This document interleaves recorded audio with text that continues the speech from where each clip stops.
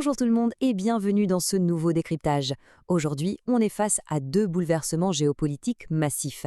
Des événements qui semblent complètement opposés sur le papier, mais qui se passent en ce moment même à moins de 600 km d'écart au Maghreb.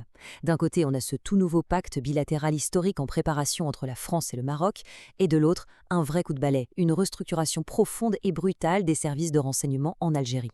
Allez, on décortique tout ça. Alors forcément, la première question qui vient à l'esprit, c'est: est-ce que c'est une simple coïncidence, un pur hasard du calendrier diplomatique? D'un côté, un pacte inédit, de l'autre, un séisme au sommet de l'État? Ou alors, est-ce qu'on n'est pas tout simplement en train d'assister, en direct, à une refonte totale des alliances dans la région? C'est exactement ce grand puzzle qu'on va essayer d'assembler ensemble.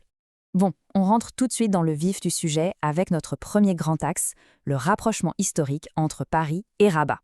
Imaginez un peu le contraste. Le roi Mohamed VI prépare une visite d'État en France pour finaliser un traité bilatéral absolument inédit.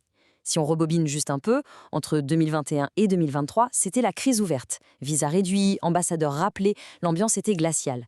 Mais là, c'est un chapitre totalement nouveau. Lors de la récente visite du ministre français des Affaires étrangères Jean-Noël Barrot avec son homologue Nasser Bourita, un vrai cap a été franchi. Pour la France, c'est littéralement le tout premier traité politique et juridique de ce calibre avec un pays non européen. C'est du jamais vu. Mais alors, pourquoi cette lune de miel soudaine? Eh bien, la clé de voûte de ce nouvel accord, c'est le Sahara occidental. La France s'aligne et soutient totalement la souveraineté marocaine sur ce territoire. Et ça s'inscrit directement dans le cadre de la résolution 2797 de l'ONU qui reconnaît le plan d'autonomie marocain comme la solution réaliste et durable.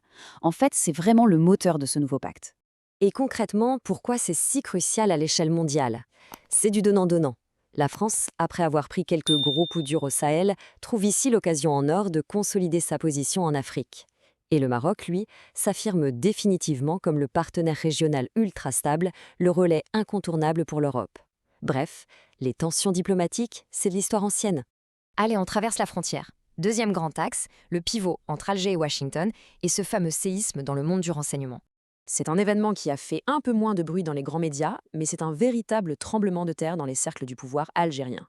Le 18 mai, le général Abdelkader Haït Ouarabi, qu'on connaît mieux sous le nom de général Hassan, a été purement et simplement évincé de la direction de la puissante DGSI. On parle du grand architecte de la lutte antiterroriste des années 90, un proche du mythique général Toufik, mais surtout l'allié historique de Paris dans la région. Son limogeage brutal, c'est un signal politique extrêmement fort. Et c'est là que la dynamique devient vraiment fascinante. On replace le général Hassan, l'homme tourné vers Paris, par qui? Par le général Mounir Zahi. Et lui, c'est un profil diamétralement opposé. Ce n'est plus l'Europe qu'il regarde, c'est un pont direct avec Washington et l'Africom. C'est carrément lui qui a encadré le récent dialogue militaire avec la défense américaine. Le changement de cap à l'international, il est net, visible et totalement assumé. Et regardez à quelle vitesse tout ça s'est enchaîné. Ça démarre en décembre 2023 avec ce fameux dialogue militaire à Washington. À peine quelques mois plus tard, en mai 2024, boum, le général Hassan est poussé vers la sortie. Et on arrive en janvier 2025 avec la visite en personne à Alger du général Michael Langley, le grand commandant de l'Africom. Ils y scellent en mémorandum de coopération militaire. La rapidité d'exécution de ce rapprochement est juste bluffante. 7, c'est le nombre de directeurs qui se sont succédés à la tête de la DGSI algérienne en seulement 10 ans. C'est un chiffre qui donne le vertige, non? Pour une institution censée incarner la stabilité et la haute sécurité de l'État, une telle volatilité, c'est quand même alarmant. 7 directeurs en une décennie. Et quand on regarde leur destin, c'est encore plus marquant. Plusieurs de ces ex-directeurs ont fini en prison ou ont dû fuir en exil. Ce n'est pas juste un petit turnover administratif, c'est le symptôme très clair de lutte de clans intense et permanente au plus haut sommet de l'appareil d'État. Ce qui nous amène à notre troisième et dernière partie, le nouvel échiquier régional, ou comment le Maghreb se recompose. Quand on met toutes ces pièces bout à bout, le contraste crève les yeux.